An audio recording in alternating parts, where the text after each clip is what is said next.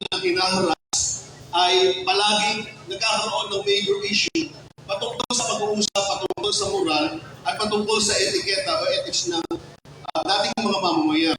Pero bakit yung ba nag-i-exist ang morals at ang ethics sa ating buhay? In the first place, kung aking iisip, kailangan ba natin ng ethics at moral? Kailangan ba natin ng moral at ethics? Actually, kailangan natin ng moralidad at kailangan natin ng etiketa sa buhay natin. Upang ma-uphold natin at lahat, ma-ensure po natin ang kapayapaan ng ating kapagligiran. Napakahalaga po ng morals, napakahalaga po ng ethics sa tinatawag natin society nito sa ating lipunan. Ano ba exactly ibig sabihin ng moral? Ang morals so ay principles na kung saan they are principles of right and wrong. Prinsipyo ng tama at mali.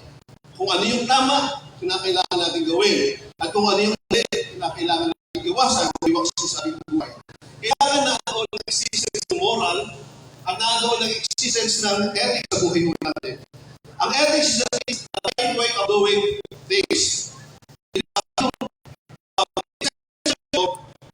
Para sa mga kanina, magkaroon ng peace and order sa buhay natin sapagkat kung mawawalan tayo ng moral o moralidad at wala tayong etiketa, ang gulo.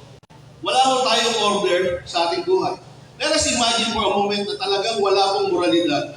Ito'y nangangahulugan na malaya tayo makapagnakaw. Malaya tayo makapagputi.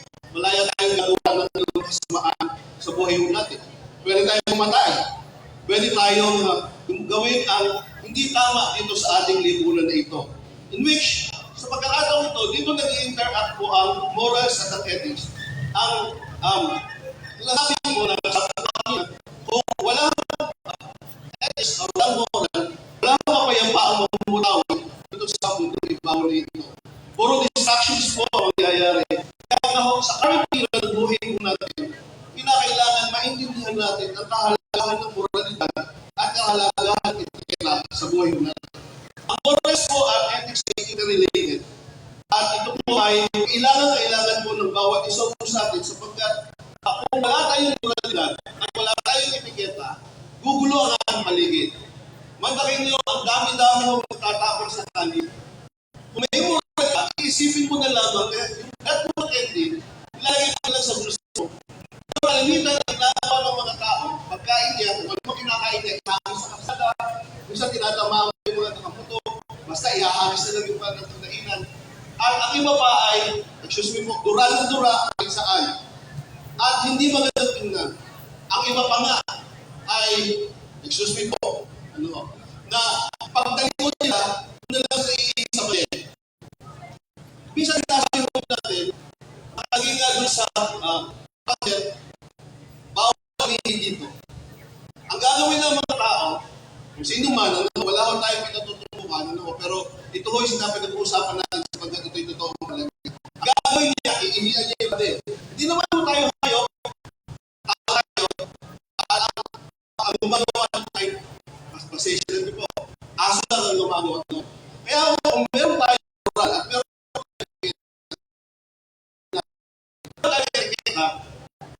tayong magandang moral sa buhay, hindi ho tayo mamuhay na kala ko gutom na gutom tayo. Yung ibig kong sabihin, minsan nagbibigay yung mga usually, agawan tayo. Usually, kala mo hindi ka makakawin noon. Pero dapat natin isipin, ang kahalagahan ng moralidad at etiketa sa buhay natin, isipin mo natin na pwede ko pamilya. Kaya ko pamilya yan. At totoo naman mo yun. Pero hindi mo tayo, dapat nagmukhang kawawa dahil meron mo tayo etiketa. Meron mo tayo magandang moral sa buhay natin. So, ibig sabihin nito, makilos tayo ng maayos, makilos tayo at peace, hindi tayo makatawag. Lagi kang nakikipagsikat, babanya ka, aawayin yung tao. Ito ang sabihin, sa lahat ng pag-aaral sa buhay, para magkaroon ng magandang kaayusan, at para magkaroon ng magandang resulta, at magkaroon ng kapayapaan, may order, kinakailangan natin may magandang etiketa tayo at magandang wala tayo. Ang moral ay ating para sa peace. Ethics, ibigay mo sa ating guidance para ma-implement natin yung moral. In broadly speaking, today, tayo po ay nakukonsume ng kasi kung sa sarili ng kakao, sabihin mo natin, lagi mo tayo basta magawa. Kailangan sa alam natin ng katotohanan na may magandang moralidad ako. Kailangan mo natin itong matutunan sa buhay natin kahit na ho sa ilang saglit lamang ng minuto ko pakipag-usap sa inyo. Sapagkat ito po ay napakahalaga. Yung aking mo binigay na halimbawa ay simpleng halimbawa lamang natin. Pwede mo tayo mag-isip kung ano pa yung ginagawa natin personal bilang mga tao. Kung paano natin ipapakita ang magandang moralidad. Pero kung mas nalalim, hindi mo tatalakayin dahil kulang tayo ng oras. Pero sa ating pagtatapos, ito ang sabi ng 1 Peter chapter 1 verse 5. In view of all this, make every effort to respond to God's promises, supplement your faith with generous provisions of moral excellence. Ibig sabihin ng Apostle Peter, kailangan nyo ng pananampalataya. Kailangan nyo ang Diyos sa buhay natin. Kung wala ang Diyos, hindi nilitaw ang magandang moralidad sa buhay ng tao. Kaya, binanggit niya ni Apostle Peter ang katotohanan nito. Sinabi niya, meron na kayong pananampalataya. Kaya i-supplement ninyo yung pananampalataya ninyo ng moral provision ng moral excellence. Kaya yung moral excellence, sabi niya, moral excellence with knowledge. Kaya nga, napakahalaga na sa bawat umaga, pagkakalakay natin ang magandang morals and values o values education, values formation sa buhay po natin sapagkat ito'y totoong mahalaga para sa atin. Maraming salamat at tayo pinagdala. Panginoon Diyos, maraming pong salamat sa inyo sapagkat napakabuti niyo po sa atin. Maraming salamat, Panginoon, sapagkat napapag-usapan namin ang ilang mga praktikal na kahalagahan ng moralidad at ilang mahalagahan ng etiketa sa buhay po namin. Panginoon, alam namin na marami pa kami pwedeng pag-usapan patungkol dito mas malalalim pa. Pero doon lamang mga bagay na madali po na makukuha, hindi namin mapapagsipan sapagkat ito ay totoong mahalaga sa buhay po namin. Panginoon, dalangin namin na uphold ang bawat isang sa magandang moralidad na hindi lamang Panginoon sa ilang mga bagay na aking banggit, kundi doon sa mas malalalim pang mga bagay pwede namin pag-usapan dahil wala kami oras na pag-usapan ng mga bagay. Panginoon, pagpalain niyo po ang LMC na magbibigay po ng report ngayon ng kanilang chief of hospital. Alam namin, Panginoon, na kayo pumili sa kanila, bigyan niyo po sila ng karunungan at kalaman. Patubayin niyo po yung bawat isa sa kanila, ibusin sa gana ng biyaya at pumapala sa kanila. Hinihiling namin, Panginoon, na sa tulong at biyaya po ninyo, kayo pakilig sa gagawa para maging maganda yung dahil ng programa. Alaman namin kung ano yung mga nagawa nila at mapapala kami, bless kami sa lahat ng pumapala na makakamit namin po nagawa nila dahil sa kaputihan nyo. Maraming salamat sa inyo. Pagpalain mo ang gobernador, ang gobernadora, Maria Hernandez at bawat mga admin at bawat mga kawal ng gobyerno si ang chairman at ng EP, bawat isa sa amin chief of hospital. Gusto yung sagalang magpapala at biyaya sa amin. So, dalangin namin sa pangalan ng Panginoon Jesus. Amen. Ibigay mo natin ang panahon natin sa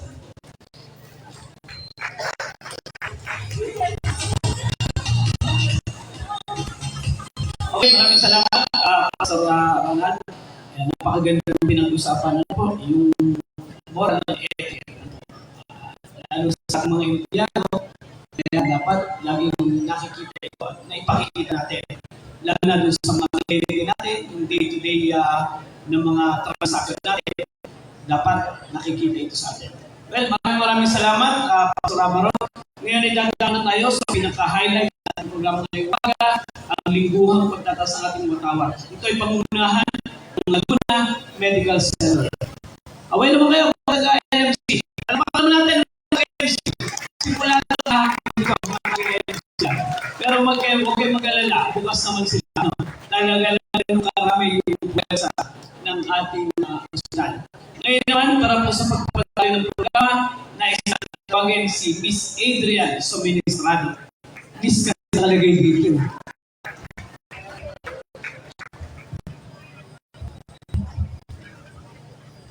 Pagpapalibot sa Manalawigan, Governor Bill Hernandez, at sa kanyang kabiyang Gobernadora Ruth Sweeney Hernandez, sa ating Provincial Administrator at Mananangol, Attorney General Ma'am sa mga department heads of hospitals at makakawin sa kaposan. Ang Laguna Medical Center po ang natasang maguna sa lingkong pag-aas ng bawat ng Pilipinas at una accomplishment ng aming Laguna Medical Center. Australia. Pag-awit Medical Science Chief Nurse Laguna Medical Center. Panunumpa sa katapatan sa Tawa, Dr. Cristina Cortez, Head Infection Control Unit, Laguna Medical Center. Panunumpa ng Lingkod Bayan, Dr. Alvin Berde, Head Inner Department, Laguna Medical Center. Dr. Head Anesthesia Department.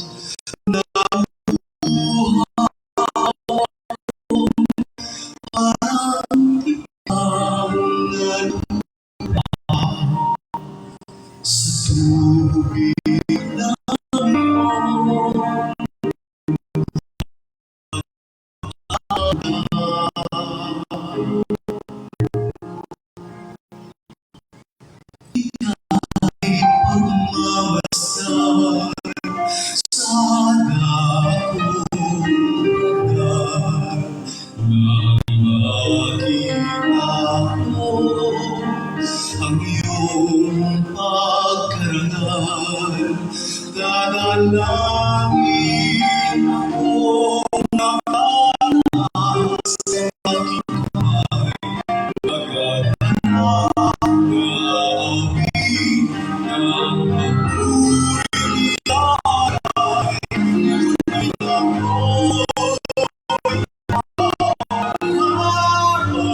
ay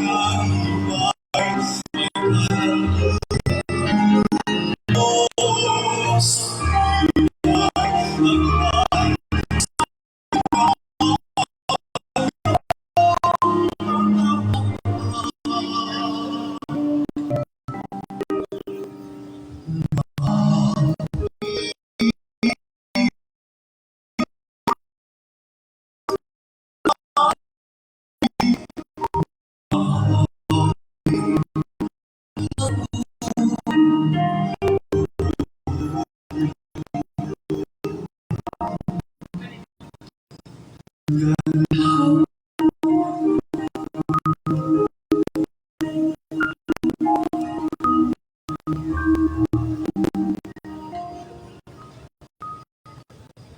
ating ilagay ang ating kamay sa liwag sabay po natin ang hindi na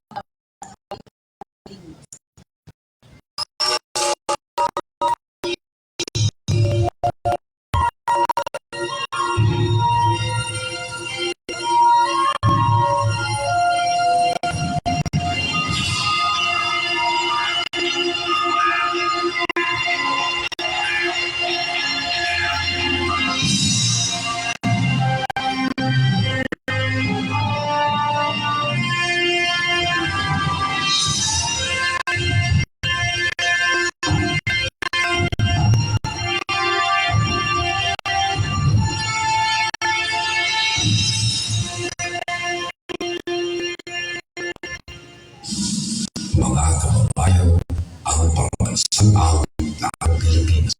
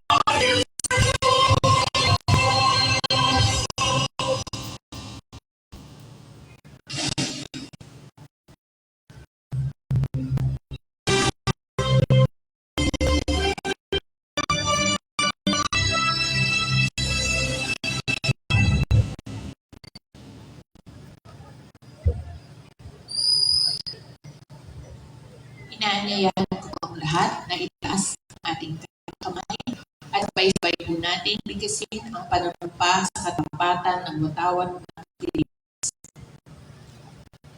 Ako ay Pilipino, buong katapatang nanunumpa sa bawat ng Pilipinas at sa bansang kanyang sinaservisang may dangal, katarungan at kayayaan na kikilos ng samayang mga Diyos, makakalikasan,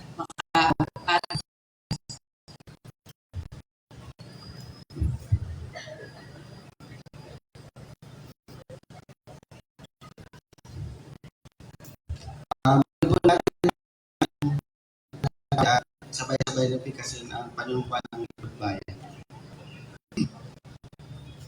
Ako ay isang bayan. Pangalagaan ko ang loob ng mamamayan. Nalikod ako ng may sakit ako sa mga kinakailangan kagamitan at sa panawali na maaaring magtindi sa ating mga mamamayan.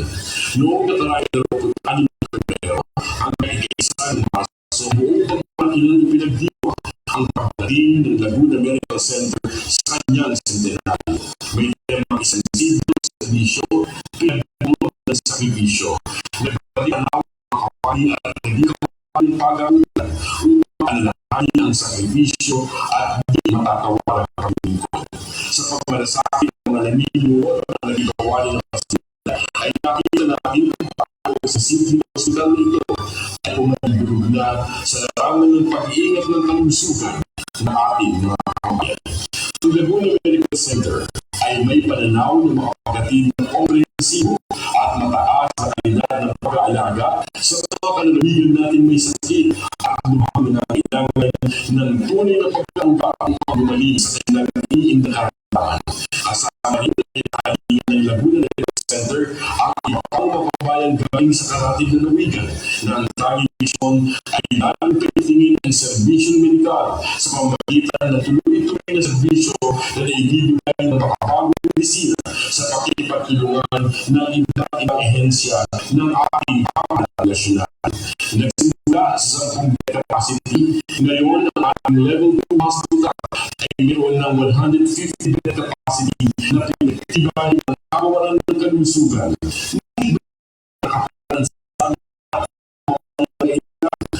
Servisyo militar kung kaya isa sa nakalakad na klaro ng Laguna Medical Center pa sa 200 bed capacity ang nasabing pag-abutan. Ngayong 2023, ang pag-abutan ay nakapag-admit na may kabuuan ng isa at ikadaan na anim na pasyente na ilang nagmula sa ating nalawigan. Kasama rin ang paglipuran ng ating mga kababayan mula sa Laguna ng Rizal, Quezon at Batangas. Mula sa higit sa 1,000 pasyente ito ay nagkaroon tayo ng 5,424 point of service units o tinatawag natin POS. Ang POS ay mabay natin tulungan upang sila ay maging ng PhilHealth at makakuha ng mga benepisyo ng nasabing kantapan. Mga kababayan natin may tutunin natin sa sandayan na ng lipunan. Mga kababayan natin sa ilalim ng 4-piece program, mga indigents at mga dating na ginawa sa buhay sa ating para sa kanyang servisyo legal. Hindi sa kababayan natin ito ay namin naman ang ating medical assistance to indigent and financially incapacitated patients o tinatawag natin maipit sa kawalan ng kalusugan na nakapagbigay ng mahigit 6 na po ay 1 milyon sa halaga na naging panustol sa bawat pangailangan. Nakapagbigay din ang malasakit center natin ng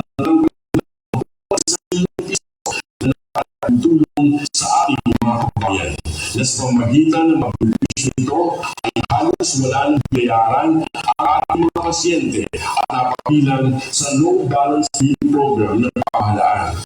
Taong 2023, nang lumubog bilang ng napagkalooban ng ating ancillary services, kabilang na ang makabayan natin may pangailangan sa x-ray service na may bilang 9,240. Makabayan natin may facility scan, may kabubilang 2,147. mga kababayan natin na kailangan ng serbisyo sa unsa sahod na bilang na 2,548 at bilang ng 112 na pasyente. Sa kabuuan, ang services ay nakapalingkod sa buwang 183,146 na pasyente ng ating nabigay. Kabilang na dito ang iba pang laboratory na ginawa sa mga clinical chemistry at iba pang mga laboratory kasi na kinakailangan ng mga kabayan ng inpatient o outpatient ang kalagayan. Ang mga ancillary services ito na lubang may kamahalan sa pagkakalita ay nakakalibre o di kaya ay isang napakababang halaga sa pamagitan ng paglingkod na ating pag-abutan. Ito ay bahagi ng pagbabalik sa mga kababayan natin ang nagbuwan sa kung saan nagkaan ng ating mga doctors and nurses hanggang sa kalabas ng kababutan. Kapag kalagayan at tubig na sa loob ng kababutan, hindi sa upang pagaling at panumpay ang kailangan kalakasan. Isa sa pinakamalaking hamon ng medical center ay ang ating mga outpatients. Sa araw-araw, daan-daan natin mga kababayan ng consultation, mga analysis, clinical check-up, family planning, sa karaan pa. Sa araw ay may akalaraan ang galing ng araw na pinabayan ang nagsasadya sa outpatient department upang makakuha ng serbisyong medikal na ibang kailangan bunga ng iba't ibang sitwasyon. Taong 2023, umabot sa mahigit 100 at 77 na bilang ng pagbisita ng ating kababayan sa outpatient department. Medikal at mga parang lunas ang masamang kalagayan. Ipinagmamalaki ng ating paggamutan ang mga accreditations nito sa mga ahensya kung saan kailangan ng pagkilala at pagpapatunay. Ang Laguna Medical Center ay accredited ng kagawaran ng pagbusugan na may license only bilang level 2 general hospital. Ini paggamutan may ito na ang sisilbi sa sakyanan. Departamento ng Medicine, Pediatrics, OB-GYN at Surgery. Isa pa natin ang mga nagsisilbing ancillary services. Ang LMC ay certified accredited kung saan kasama sa accreditation ang specialized diagnostic X-ray, din ang CT scan at mammography. Pagkakita tayo sa ambulatory surgical clinic kung saan ang servisyo sa pagpapatatag na ating kanilin at ito ay bilang din dito. Hindi sa lahat, pangalawa tayo at isang public result testing laboratory sa ating nalagay.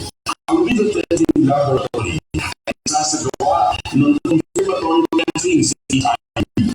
Sa ating pagkakulan ng isama ang histopathology, blood bank, at physical and medical rehabilitation sa result testing laboratory. Malagay ito sa atin dahil marami sa ating mga kababayan ang nangangailangan ng ganitong paglilingkuran medikal.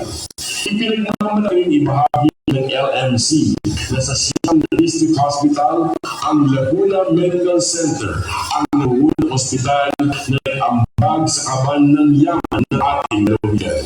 Katunayan, ang ating pagamutan ay nakapagambag sa ating lalawigan na halagang mahigit 134 milyong piso noong nakaraang taon na nagagamit ng ating lalawigan sa ibang aktibidad para sa ating ating noong nakaraang taon nagkaroon ng gamit trust ng lalawigan sa ibang aktibidad isang piso na nagagamit ng noong nakaraang taon nagkaroon ng gamit trust ng lalawigan sa ibang aktibidad isang piso na nagagamit ng noong nakaraang taon nagkaroon ng gamit trust ng lalawigan sa ibang aktibidad isang piso nagagamit ng noong nakaraang taon nagkaroon ng gamit trust ng lalawigan sa ibang aktibidad isang piso nagagamit ng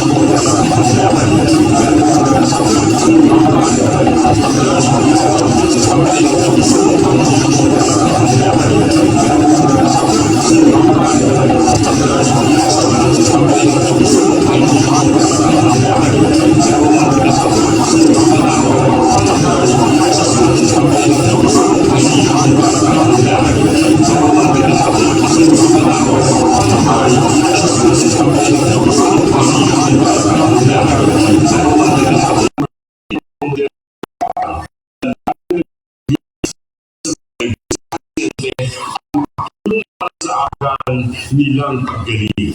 Naiayos din sa panahon at sa tuloy na administrasyon ang mapagay na tanong isasagawa upang maging aming pag-ikot tulad ng residency training program para sa Department of Diagnostics and Surgery. Pagdadagdag ng bed capacity na taglapit sa kawalan ng kalusugan upang mapondohan ng 40-story building ng ating parabutan na maaaring sa nanayang taon.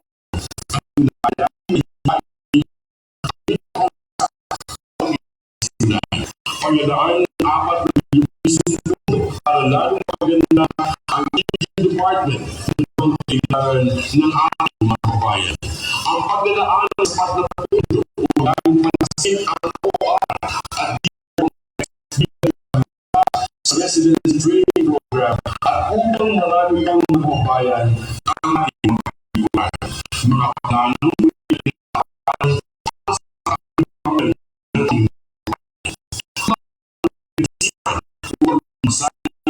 ang kahit sa setting buwis ng ating mga mamayan.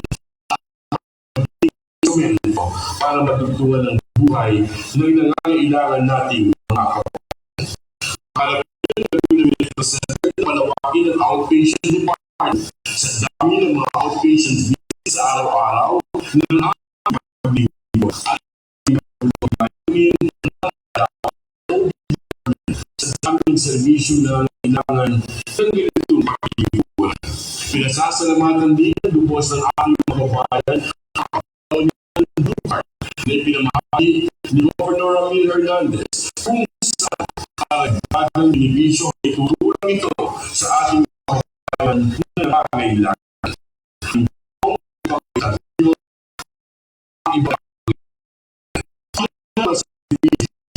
Hindi mayaalis na ng negatibong komentaryo na ang komentaryo minsan ay sumusugat sa ating kalooban. Ng mga sundalo na susugatan sa gitna ng digmaan ay lago kapang tumahan at hindi namin ikakalaban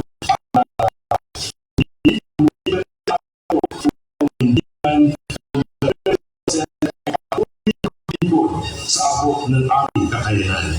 Manindigan ang paglilingkod ay hindi para sa sariling interes, kundi para sa kapakanan ng bayan at pinaglilingkuran ng mga mamayan. Sa ibang lahat ay patuloy ang pagpapasalamat sa buong lumikha at patuloy din nagsusumamo na kami bilang mga bayanin ng bagong panahon ay patuloy ng basbasan. Basbasan ng aming puso para sa masarailangan ng mga bayan. Upang makapaglingkod ng tama na may balasan.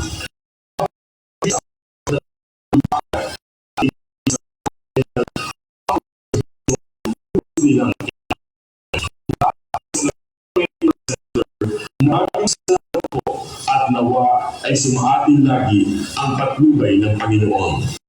Para sa Laguna, Love Laguna, mahalin po natin ang ating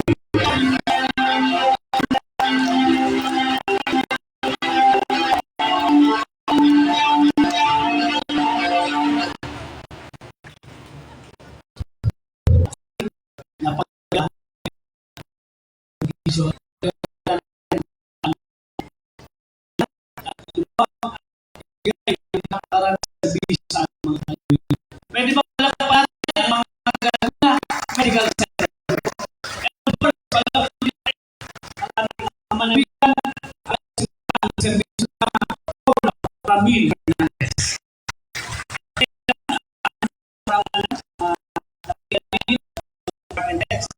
Nandito ngayon, Atty. Jose Isuban, kanya Sir Mario Diaz, Ma'am Fatima Leon Senior, Sir Vivencio Malacana, Ma'am Lea Tesabi, Ma'am Minchi Elo, Engineer Ato Italiano, Dr. Jed Dagsan, Sir Marlon, Sir Edwin Bautista, Ma'am Lucia Almeda, Sir Alvin Sejo, Dr. Roda B. Valenzuela, Dr. Sara Salamat, Dr. E. Masbat, Dr. Dr.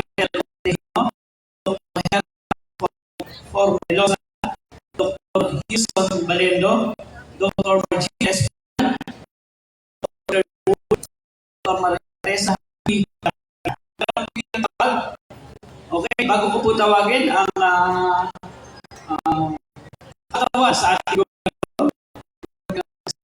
nice na pagdating ang Lucian Hospital nag-celebrate ng 4-year anniversary.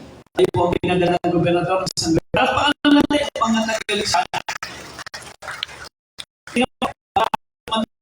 Bigay ng mensahe ngayong umaga, palakpakan po natin ang ating panlalawigan at Administrador Atty. Dulce H. Granas.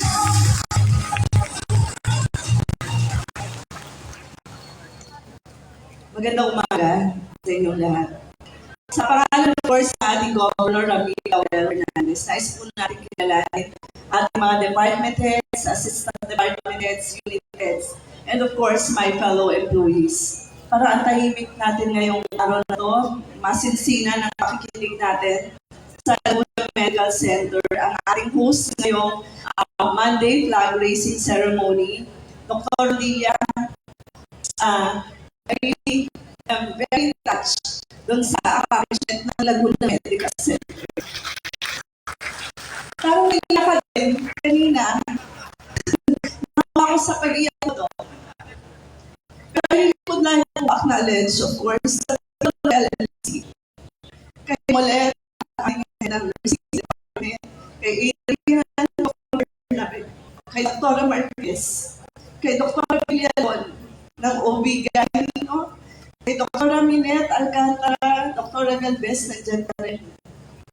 Dr. Amano, at sa lahat ng mga doktor, kay Dr. Marquez, sa Isolation and Infectious Disease Unit, at sa lahat ng mga bumubuo ng LMC.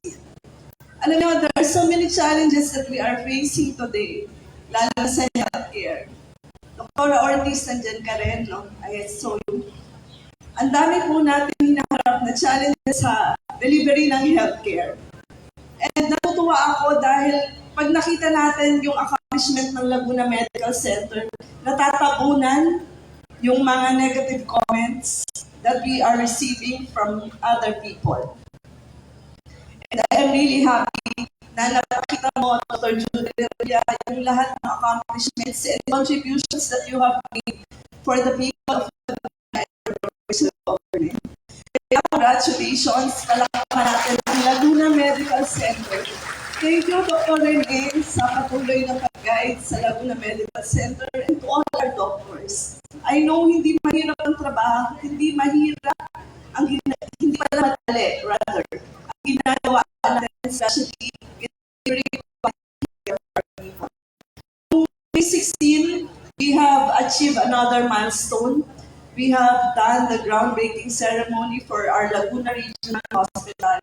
And for us, hindi lang yan ordinary groundbreaking because ang Laguna Regional Hospital na nasimulan noong May 16 is sabi nga ni Gov, a journey to 1,000 miles begins with a simple or a small or it's a small beginning.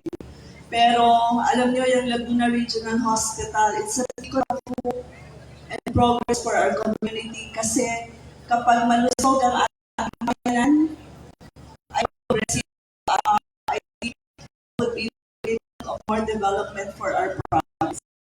Kaya I really think it's an opportunity to thank everyone for all the commitment and dedication that you have shown all these years. Sa loob ng 10 taon, ay sumama kayo, sumuporta kayo, and I think that emotional because really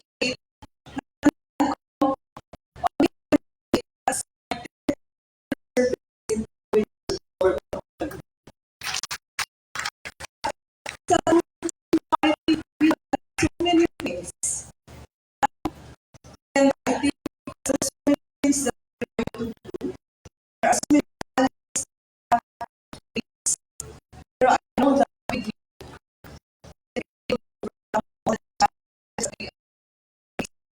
some more. And on this ceremony, I want to remind everyone of the important role we have in the delivery of public service. Each of us, lahat po tayo, ay mayroong role na ginagampanan para isulong pa ang mga programa ng official government of Laguna.